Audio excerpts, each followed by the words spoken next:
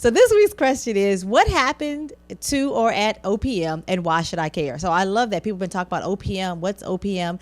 OPM for some people stands for other people's money. I actually do a topic, a talk about gaining wealth using other people's money. But this week specifically, OPM stands for the government agency. And you all may have heard that OPM had a major breach with the employees, and as an extension, the families and relatives of employees through that breach. So major, if you are a federal worker, or it really could be anybody, because if you're attached to a federal worker, you may have had a security breach. You guys, we know over the last couple of years, we've heard more and more about these breaches. Target, Neiman Marcus, Credit Karma, as a matter of fact, was breached. And I just read recently, yesterday, I think that UCLA had a breach as well. So what happened at OPM is that they had a breach in one of the government agencies, and all of the personal and private information that was stored for the employees and so forth was it was breached. Somebody got it, basically. Listen, I say this all the time.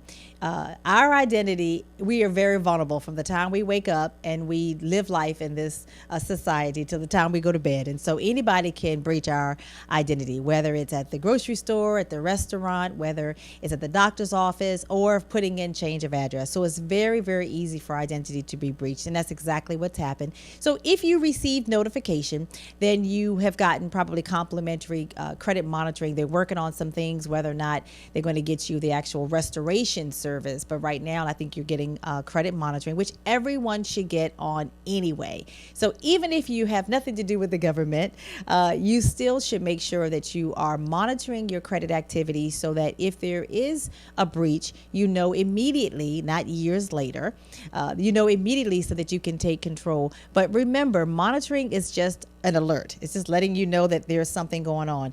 You really need to make sure that you have identity theft protection service. Now that takes it to another level, because that means if there's a problem that's been identified, this service will actually help you to restore it. As a matter of fact, if you want to know more about identity theft and how you can protect yourself, I do talks about this all the time. I want you to go ahead and put this image up for me, Eric. I want you to text IDT. Just pull out your phone right now. Don't wait till after the broadcast is over. Pull out your phone, text IDT to 301-880-0041. Again, that's 301-880-0041. Get some information about identity theft, and then you can reach out and schedule an opportunity to talk with me. Maybe you've already been a victim of identity theft. By the way, if you've been a victim, it's easy for you to be a victim again because they already have your information. I'll probably do a full broadcast about this coming up, so stay tuned to Living on Top because I think it's such an important subject to repeat again. But that's our question for this week. What is OPM and what happened and what I need to do about it? Great question. I think that person that submitted it in must not obviously work for OPM, because if they did, they would already know.